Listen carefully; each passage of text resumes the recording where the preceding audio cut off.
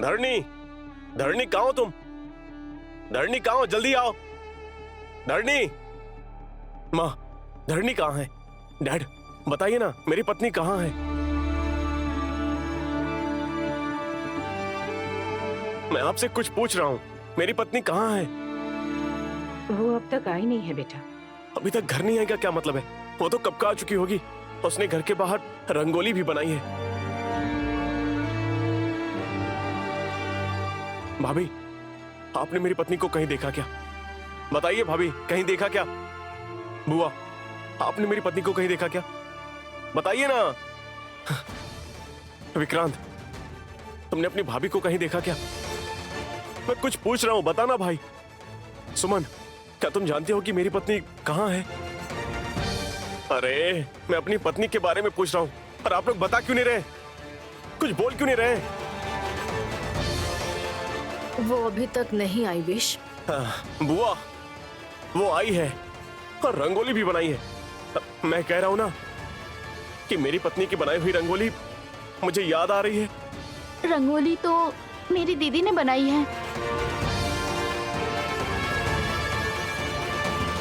नैनी, उस रंगोली को तुमने बनाया? मतलब मेरी पत्नी ने नहीं बनाया? लेकिन जब मैंने तुमसे पूछा कि इस रंगोली को किसने बनाया है, तो तुमने क्यों कहा कि मेरी पत्नी ने? आप बहुत दिनों बाद जाकर बहुत ज्यादा खुश हुए थे।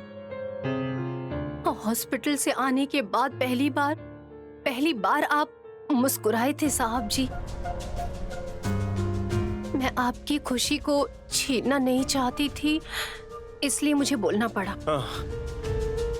मेरा दुख तुम्हें समझ आ रहा है, लेकिन मेरी पत्नी नहीं समझ पा रही है। इसलिए वो अभी तक यहां घर पर नहीं आई।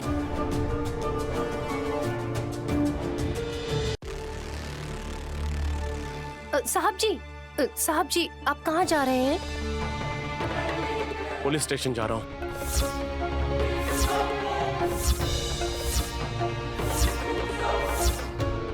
पुलिस स्टेशन जा रहे हो? पुलिस स्टेशन क्यों जा रहे हो भैया? कि तुम्हारी भाभी मिसिंग है, कंप्लेन करना है। अरे विशाल, वो अपनी मन्नत पूरी करने के लिए मंदिर की ओर गई है। भाभी, बातों का कोई मतलब होना चाहिए, उसमें विश्वास झलकना चाहिए। वो कल से अभी तक मंदिर से वापस नहीं आई है। हाँ,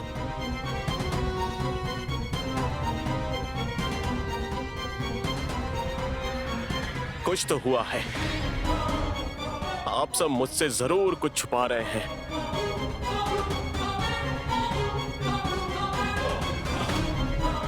आप लोग मुझे अपनी बातों में घुमा रहे हैं बस।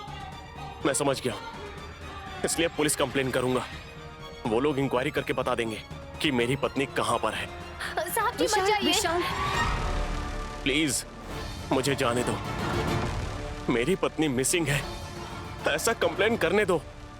ऐसा करके आप अपनी पत्नी का दिल दुखाना चाहते हैं?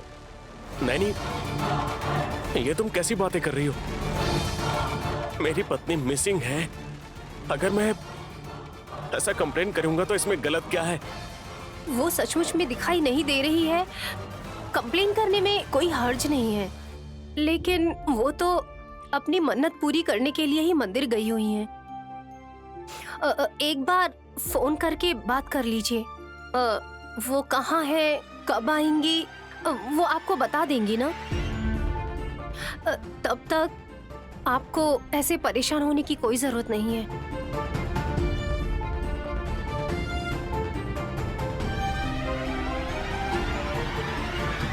हाँ, फोन तो रूम में है, मैं अभी फोन करके बात करता हूँ उससे। हाँ। अब विशाल, बेचारा विशाल की हालत देखकर मुझे बहुत दुख हो रहा है भैया। क्या करें धुरंधरा, ये दुख कुछ दिनों के लिए हमें सहना ही होगा।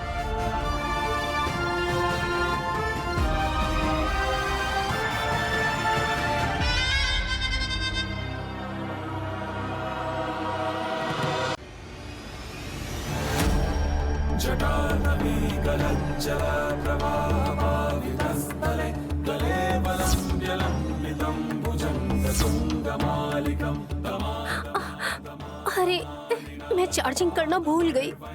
ये फोन पूरी तरह से ही बंद हो गया। घर में जाकर साहब जी फोन कर रहे होंगे। अब क्या करूं मैं?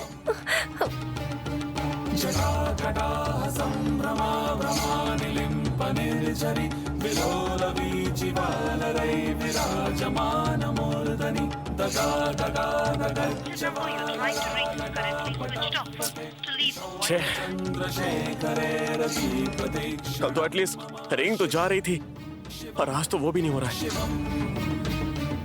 पता नहीं वो किसी प्रॉब्लम में फंसी होगी तो।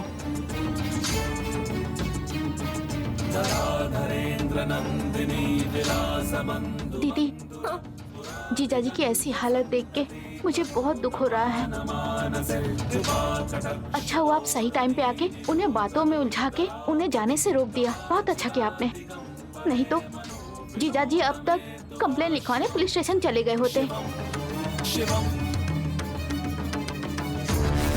देखिए, अगर ऐसा कुछ होता तो हमने भैया से जो बातें छुपाई हैं वो सब भैया को पता चल जाती। भाभी, हम बहुत बड़ी मुसीबत से बचकर बाहर आए हैं। भाभी,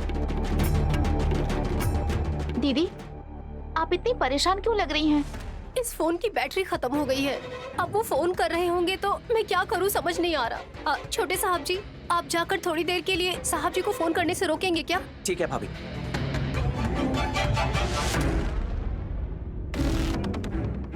भैया, कहाँ जा रहे हो भैया? तुम्हारी भाभी का फोन ऑफ आ रहा है, मुझे बहुत डर लग रहा है। एक बार और फोन लगा के देखिए जीजाजी, शायद इस बार लग जाए। अब तक मैंने उसे करीब 10 बार कॉल किया होगा, अब तक तो फोन लगा नहीं, तो अभी कैसे लग सकता है? हो सकता है सिग्नल का प्रॉब्लम हो। हाँ, एक बार फिर से ट्राई करने में क्या हर्ज है भैया? हाँ ठीक है, मैं समझ गया। तुम दोनों को फोन ऑफ है, कम से कम यकीन तो हो जाए।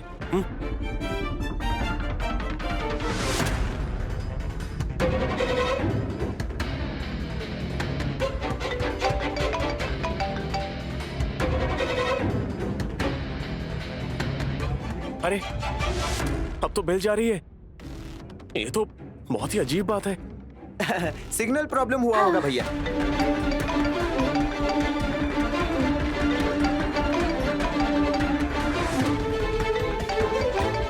क्या हुआ जीजाजी? फोन की आवाज यही कहीं से आ रही है।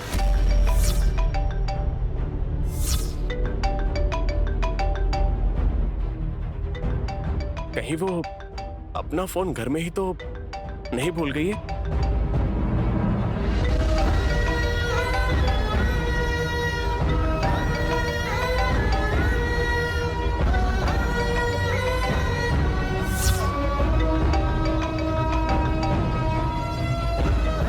अरे, इसमें बिल्कुल भी बैटरी नहीं है। अगर मैंने फोन उठाकर बात कर ली तो ये तुरंत बंद हो जाएगा। ऐसे में साहब जी को और ज्यादा टेंशन हो जाएगी। अब मैं क्या करूं?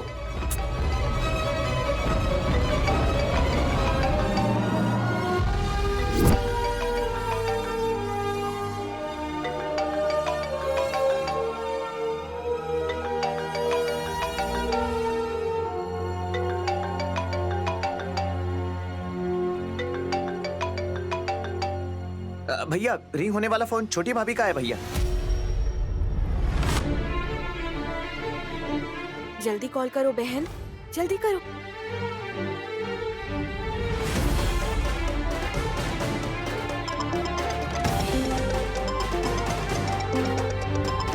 तुम्हारी भाभी ने कॉल बैक किया है। हेलो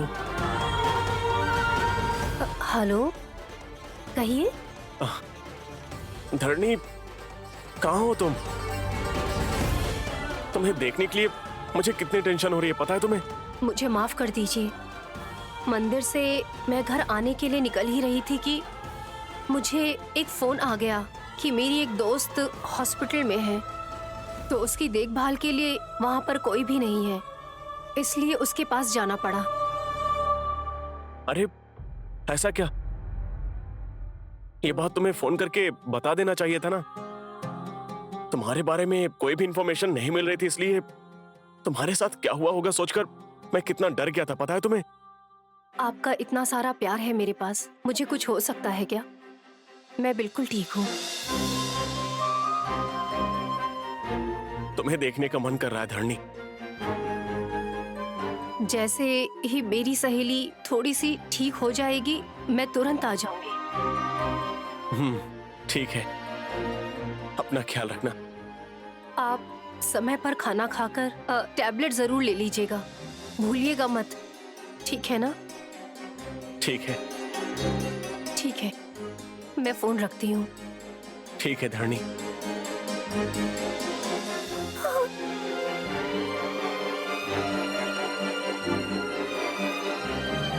तुम सच में सुपर हो बहन।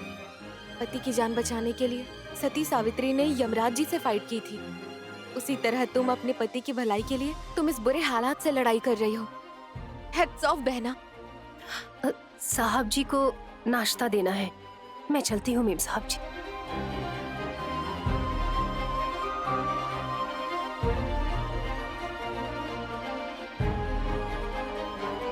डैड, अब मेरी पत्नी से मेरी बात हो गई है।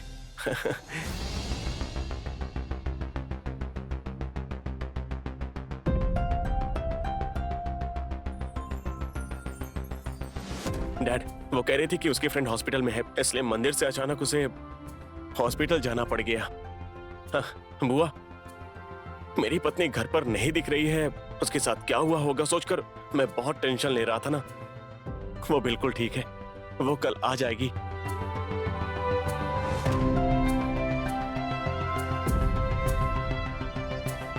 तुम अपनी बीबी का इतना ख्याल रखते हो तो उसे क्या हो सकता है विश?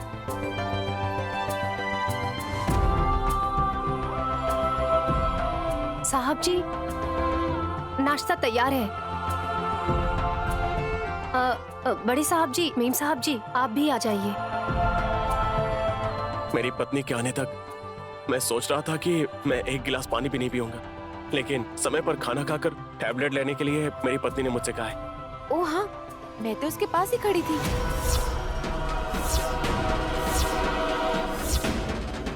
अरे फिर से मेरी जुबान फिसल गई। Oh my God. ये क्या भाभी, ये कैसी बातें कर रही हैं? मेरी पत्नी के बात करते समय आप वहीं पर थी क्या? मतलब उसके पास में नहीं थी विशाल, तुम्हारे पास थी।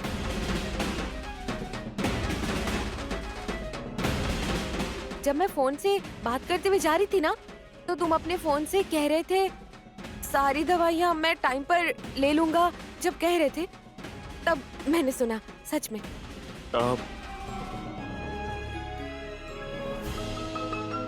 हाँ, चलिए नाश्ता करते हैं। आइए भाभी।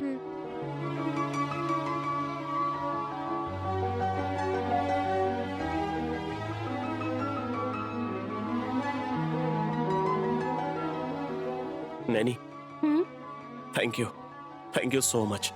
अरे धन्यवाद किस लिए साहब जी? मेरी पत्नी को फोन करने के लिए तुमने मुझे सलाह दी थी, नहीं तो मैं गुस्से में पुलिस स्टेशन जाकर कंप्लेन दे देता।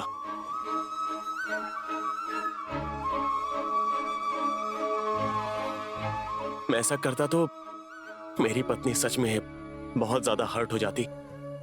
नैनी, जब हम किसी प्रॉब्लम्स में या किसी टेंशन में होते हैं तो उस समय अच्छी सलाह देने वाला इंसान हमारे पास होना चाहिए, बिल्कुल तुम्हारी तरह। बैठिए साहब जी, नाश्ता करिए।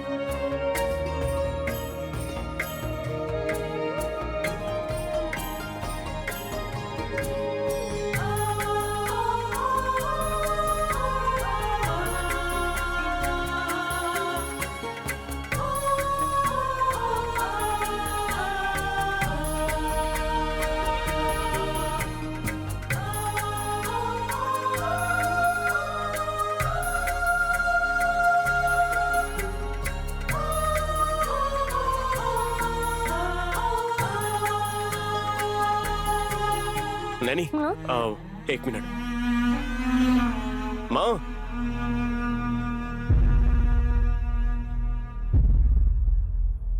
माँ, क्या बात है साहब माँ, जी? बताता हूँ। माँ,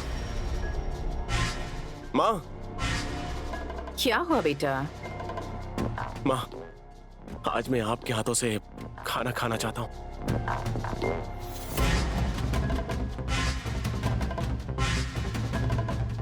वो परोस रही है ना बेटा? हाँ, ऐसी बात नहीं है माँ। आपने मुझे बचपन में बहुत प्यार दिया होगा, लेकिन वो सब मुझे कुछ भी याद नहीं है। इसलिए खाना आप परोसिए माँ। मुझे ये पल हमेशा हमेशा याद रहेगा। बेटे को खाना खिलाना माँ का फर्ज होता है। किसी भी माँ को ये काम करने में सिर्फ और सिर्फ खुशी ही मिलेगी बेटा। लेकिन नैनी परोस रही है तो बीच में आकर मेरा परोसना अच्छा नहीं लगेगा बेटा। बेचारी नैनी दुखी हो जाएगी ना। माँ, नैनी बहुत अच्छी लड़की है। किसी भी विषय को पॉजिटिव लेती है, खुश हो जाएगी, लेकिन कभी नाराज नहीं होगी। नैनी, माँ के खाना परोसने से तुम्हें दुख होगा क्या? आपका पेट भरकर खाना जरूरी है साहब जी, चाहे कोई भी परोसे। मैंने कहा ना माँ, नैनी बहुत समझदार लड़की है। हाँ बेटा, बहुत समझदार लड़की है ये।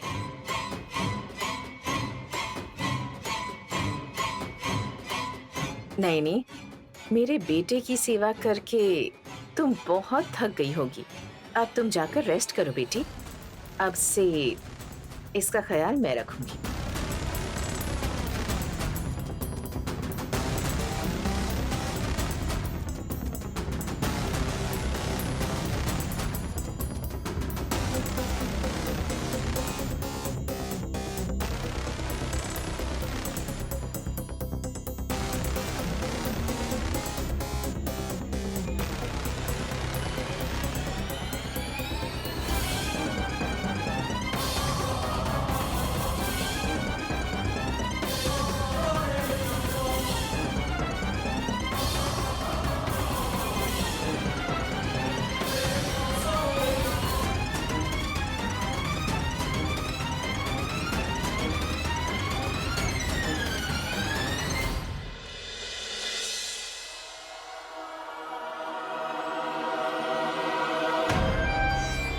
बकरा हमेशा गला काटने वाले पर ही सबसे ज्यादा विश्वास करता है।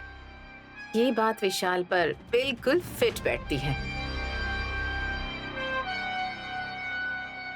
वो सब कुछ भूल गया है, लेकिन इस प्यारी सी माँ के प्यार को इस हाल में भी वो भूल नहीं पाया है। सबके सामने मेरी माँ ही मुझे खाना परोसेगी, ऐसा कितने प्यार से कहा उसने। ये तो आपके लिए एक सुनहरा मौका है आंटी। वैसे तुम्हारे कहने का मतलब क्या है जैस्मिन? हर दिन मेरी दीदी विशाल को खाना परोसे, सेवा करे, उसकी यही चाहती हो तुम? अच्छा हुआ खाना पकाने के लिए कहा, खुद हाथ से खिलाने के लिए नहीं कहा। ये सब करने के लिए मेरी दीदी को तुम उसकी सगी माँ समझ रही हो क्या? सौतेली माँ है। अब यही सौतेली माँ का प्यार विशाल के मन में नैनी के खिलाफ नफरत बढ़ाएगा। नैनी की परछाई देखते ही विशाल को आग बबूला करने के लिए हमें एक हथियार मिल गया है। टाइटल अलग है लेकिन सिनेमा तो एक ही है। तुम्हारे इस डायलॉग में क्या मीनिंग छुपा है मुझे तो समझ में नहीं आ रहा है जैस्मिन बेबी। अतीत को भूलने से पहले विशाल नैनी से बहुत प्यार करता था, लेकिन अब विशाल का मन सफेद कागज है। नैनी को सिर्फ एक रिश्तेदार की लड़की समझ रहा है। सो हम इस मौके का फायदा उठाकर विशाल के पास नैनी के बारे में धीरे धीरे बुराई करना शुरू कर देंगे तो कुछ ही दिनों में विशाल के मन में भी नैनी के लिए नफरत शुरू हो जाएगी।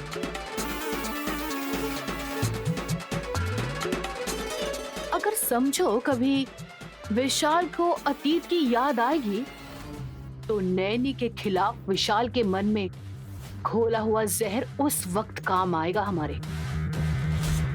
नैनी से नफरत करेगा और उसे दूर रखेगा। लेकिन मेरे मन में एक छोटा सा डाउट है जैस्मिन। क्या है वो?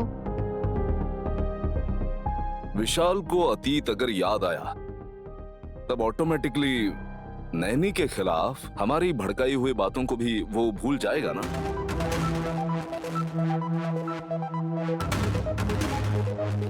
देख लिया ना कैसे शॉक हो गए तुम दोनों। कितना कमाल का सवाल पूछा है मैंने। ये है परशुराम का टैलेंट। लेकिन अतीत याद आ जाने से कोई भी वर्तमान को नहीं भूलता। वर्तमान की बातें उसके मन में बसी रहेंगी। थोड़ा मेडिकल साइंस पढ़कर आओ। सॉरी, इतनी जानकारी मेरे पास नहीं है। आंटी, उस नैनी से बदला लेने के लिए मौका अपने आप हमारे पास चलकर आया है। इस मौके को हमें बिल्कुल भी मिस नहीं करना चाहिए आंटी। नैनी से बदला लेने के लिए मैं गिद्ध की तरह सहनशीलता से इंतजार कर रही हूँ जैस्मिन। आखिर में उसकी जान लेने का भी प्लान मैंने बना लिया है। वैसे इतने अच्छे मौके को मैं छोड़ दूंगी क्या? नैनी का नाम सुनते ही विशाल भड़क जाए ऐसी सिचुएशन ला दूंगी।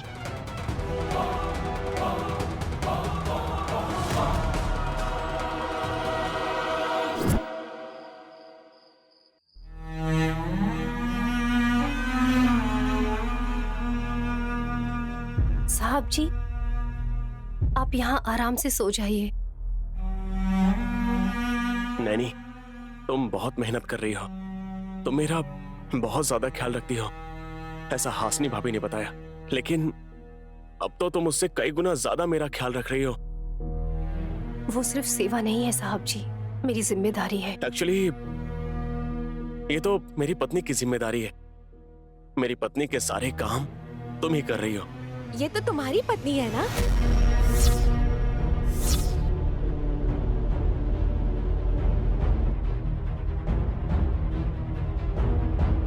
मतलब फिर से मेरी जुबान फिसल गई। ओह माय गॉड, मुझसे क्या हो गया? मेरे साथ क्या होगा? भाभी, आप ये कैसी बातें कर रही हैं?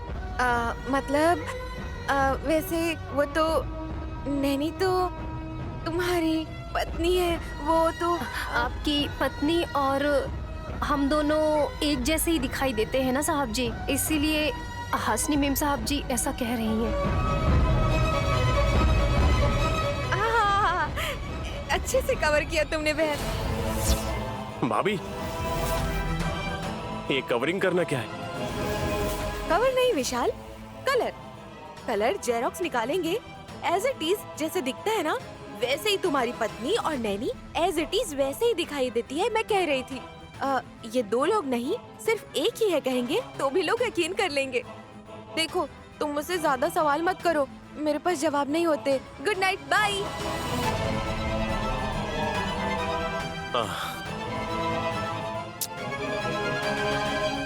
नैनी, मेरी भाभी बहुत ही ज्यादा मजाकिया है। वैसे मेरी पत्नी को तुम जानती हो क्या? हाँ साहब जी, मेरे बारे में मुझे जितना अच्छे से पता है और आपकी पत्नी के बारे में भी मैं उतना ही अच्छे से जानती हूँ। ऐसा क्या? वैसे मेरी पत्नी के बारे में मुझे कोई बात बताओ ना प्लीज।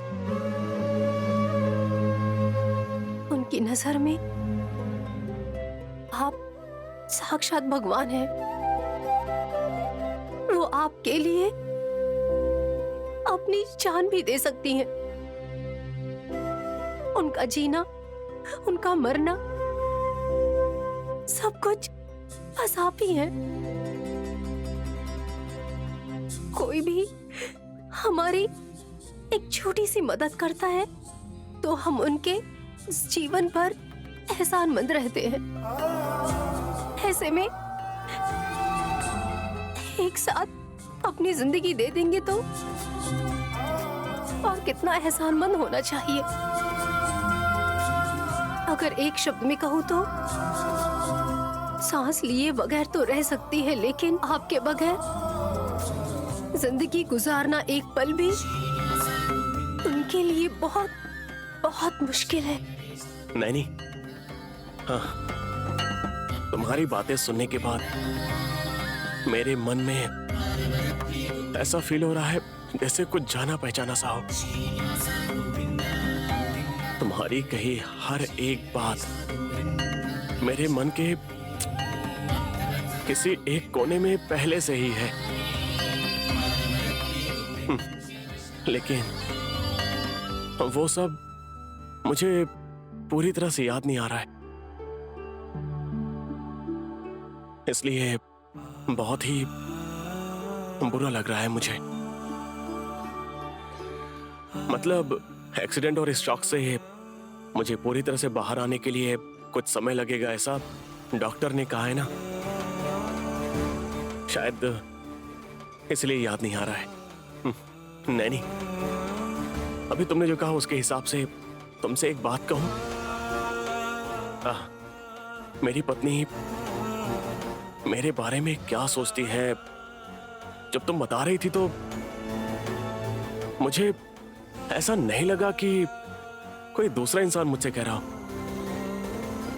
साक्षात मेरे सामने मेरी पत्नी खड़ी होकर मुझसे बातें कर रही है, ऐसा फील हुआ मुझे। मैं तो अपने आप को भूलकर बस तुम्हें ही देखता रह गया नैनी। मेरी पत्नी के प्यार को मेरे मन तक पहुंचाकर तुमने मुझ पर एहसान किया है। Thanks Naini, thank you so much. Good night.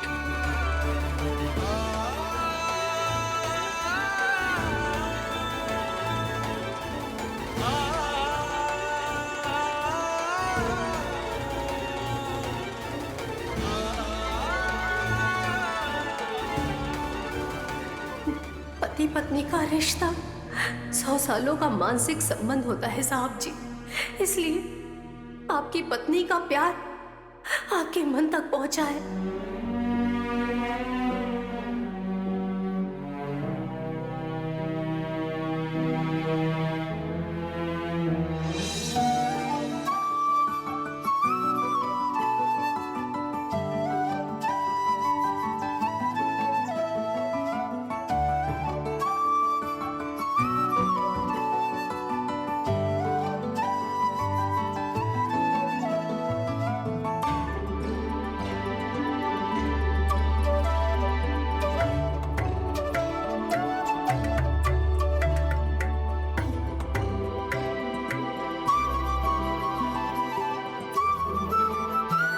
क्या बात है, आज इस तरह घूर घूर के मुझे क्यों देख रहे हैं विक्रांत जी?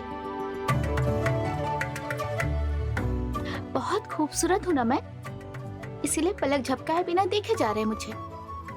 कहीं आपकी नजर ना लग जाए मुझे विक्रांत जी, ऐसे मत देखिए ना। ऐसी कोई बात नहीं है, लेकिन मेरे देखने की वजह तुम्हारी खूबसूरती नहीं बल्कि शक है।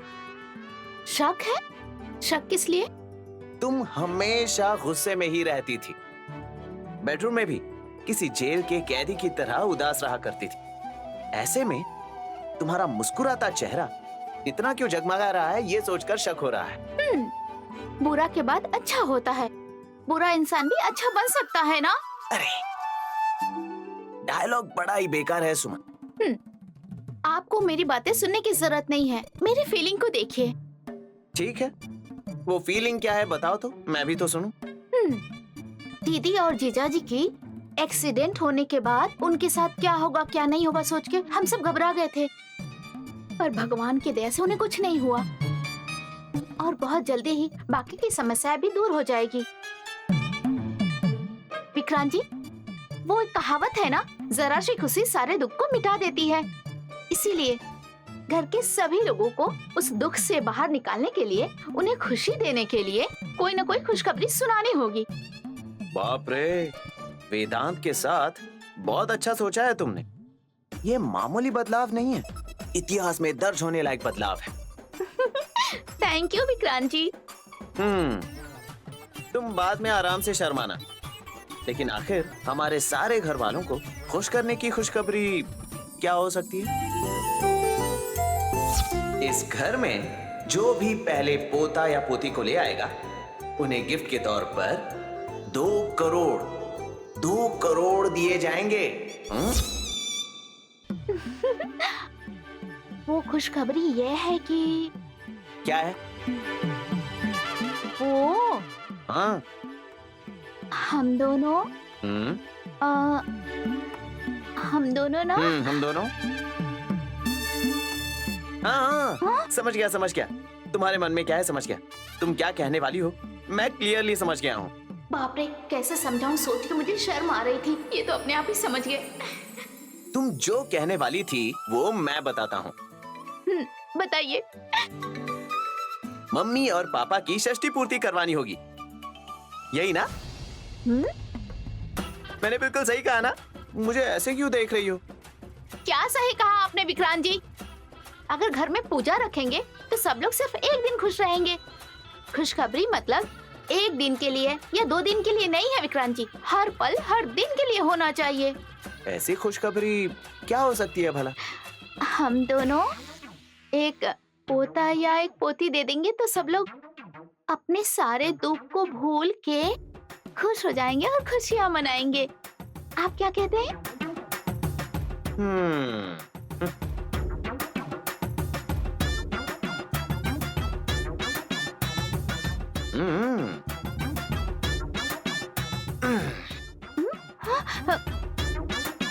क्या हुआ, ऐसे जाके सो गए? परसों तुम भी बेड पर इतनी दूर जाकर सो गई थी ना। मुझे ऐसे देख रही थी जैसे मैं तुम्हारा दुश्मन हूँ। ऐसे में मेरे इतने करीब आने की कोशिश कर रही हो, मतलब कोई तो बात है, ये तो मैं जान गया हूँ। ऐसी कोई बात नहीं है, मैंने तो सबकी खुशियों के लिए सोचा। बिल्कुल नहीं सुमन, तुम पर भरोसा बिल्कुल नहीं कर सकता। मंदिर के पीछे कुआं तुम्हारी सोच के पीछे का कारण डेफिनेटली रहेगा। रूठना, मनाना, मारपीट करना, झगड़ा करना, ऐसे ही हम दोनों बूढ़े हो जाएंगे। विदेश घूमने भी नहीं जा सकते और न ही 2 करोड़ मिल पाएंगे।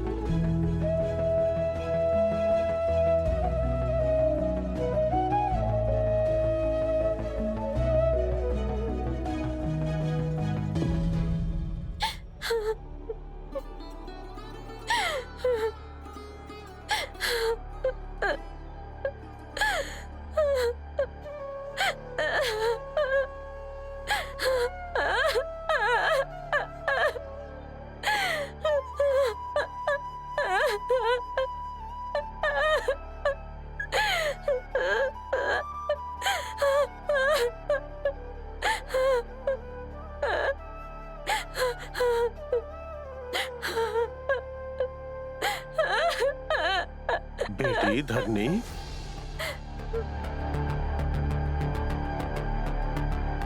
यहाँ क्यों बैठी हो बेटी? हाँ, मैं फिर से आ गई हूँ मास्टर जी। उस हादसे के बारे में पता चला मुझे। हम सबको बहुत दुख है, लेकिन सब कुछ भगवान की मर्जी है। हमारे हाथों में कुछ नहीं है बेटी। ये भगवान की मर्जी नहीं थी मास्टर जी, मेरा लालच था। ऐसा क्यों कह रही हो बेटी?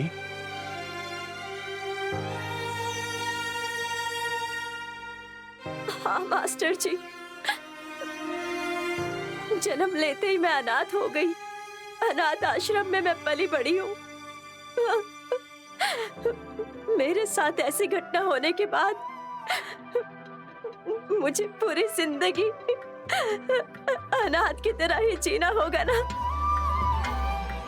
मेरा भी एक परिवार होना चाहिए, मेरा भी पति बच्चे घर होना चाहिए कहकर लालच करना तो गलत बात है ना मास्टर जी। इस लालच को देखकर उस भगवान को गुस्सा आया होगा, इसीलिए मेरी जिंदगी जहां से शुरू हुई थी फिर से वही लौटा दी है उन्होंने। ये गलत है बेटी। ऐसा सोचना, ऐसा समझना बहुत बड़ी गलती है। देखो धरनी, अनाथ पैदा होना हमारी गलती नहीं है, लेकिन जिंदा रहने तक अनाथ की तरह जीना ये हमारी ही गलती होगी बेटी। हाँ बेटी, तुम्हारा भी तो एक परिवार होना चाहिए। जीवन जीने का हक तुम्हें भी है। वो कोई लालच नहीं है बेटी, तुम्हारा हक है। और वैसे भी तुम्हारा साथ तो उस भगवान ने भी नहीं दिया है, इसीलिए अपने आप को दोष देना बिल्कुल सही नहीं है बेटी। आप कुछ भी कहिए, मैं इस दुनिया से अनाथ ही चली जाऊंगी मास्टर जी। नहीं बेटी, अब तुम किसी भी तरह से अनाथ नहीं हो। तुम्हारे पति के स्वर्गवास होने के बाद भी उनका परिवार तुम्हारा परिवार हो जाएगा। उस घर की बहू होने के नाते ये तुम्हारा हक है। उनकी जायदाद में तुम्हारा हिस्सा भी है। तुम आज के बाद वहीं रह सकती हो बेटी। मैंने जिससे प्यार किया उसके इस दुनिया से चले जाने के बाद मेरा प्यार का मंदिर मेरे ही सामने बह जाने के बाद अब मुझे अब उनके जमीन जायदाद की क्या जरूरत है मास्टर जी। ये दुनिया मेरे काम की नहीं है। मेरी तो जीने की चाहत भी खत्म हो चुकी है। अब मेरे जीने का सिर्फ एक ही मकसद है, मेरे पति की दी हुई आंखों के लिए जीना। फिलहाल जहां तक मैं जानती हूँ इस धरती पर अगर कोई मेरी जायदाद बची है तो वो मेरे पति की आंखें हैं।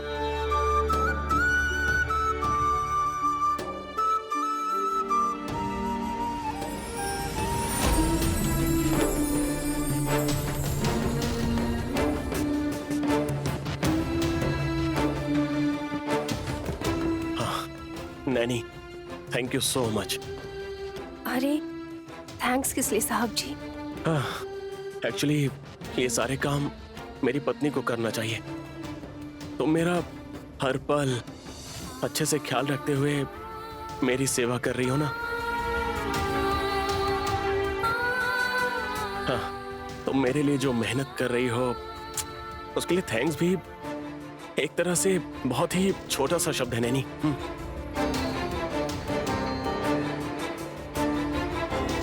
साहब जी, हमें कभी तकलीफ आती है तो हम सिर्फ दुखी होते हैं, वहीं अगर अपनों को तकलीफ आए तो हमारी जिम्मेदारी भी होती है।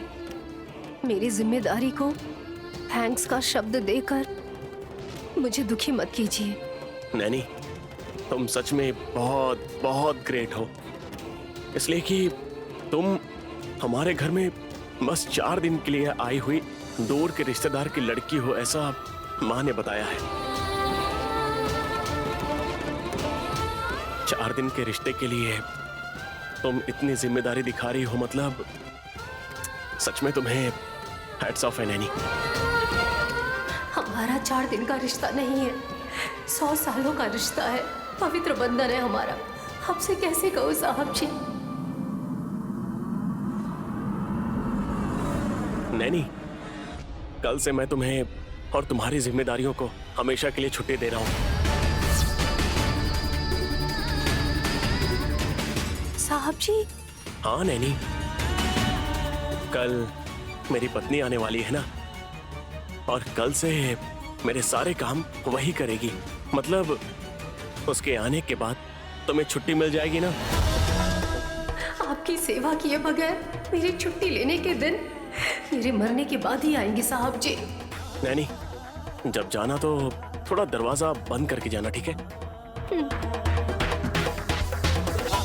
थैंक्स। हाँ।